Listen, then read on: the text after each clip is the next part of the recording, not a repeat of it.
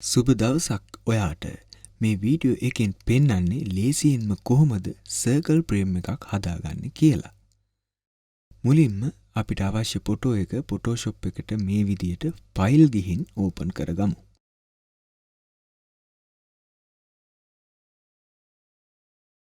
ඊට පස්සේ දකුණු පැත්තේ තියෙන මෙන්න මේ ලේයර් ලොක් එක ඉවත් කරගෙන වම් පැත්තේ තියෙන මෙන්න මේ ටූල් එක අරගන්න.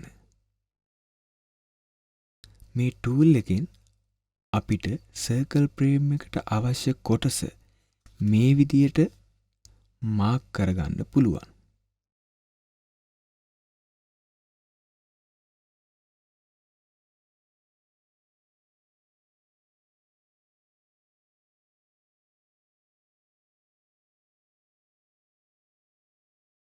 මේ විදියට මාක් කරගෙන සිලෙක්ට් ගිහින් ඉන්වර්ස් එක ක්ලික් කරගන්න.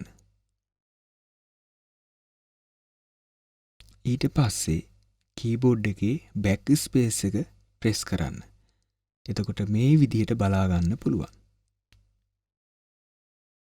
ඊට පස්සේ නැවතත් සිලෙක්ට් ගිහින් ඩීසිලෙක්ට් දෙන්න. නැත්නම් කීබෝඩ් එකේ Ctrl+D එක ප්‍රෙස් කරන්න. ඊට පස්සේ ඉමේජ් ගිහින් ට්‍රිම් ක්ලික් කරලා මෙතන OK එක දෙන්න. දැන් මේ විදිහට බලා ගන්න පුළුවන්. අපි දැන් මේ ෆොටෝ එක සේව් කරගමු. ෆයිල් ගිහින් save as දීලා මෙතන ෆයිල් නේම් එක මං එක කියලා දෙන්නම්. මෙතන save type එක png දෙන්න. ඊට පස්සේ save කරගමු. මෙතනත් OK එක දෙන්න. හරි.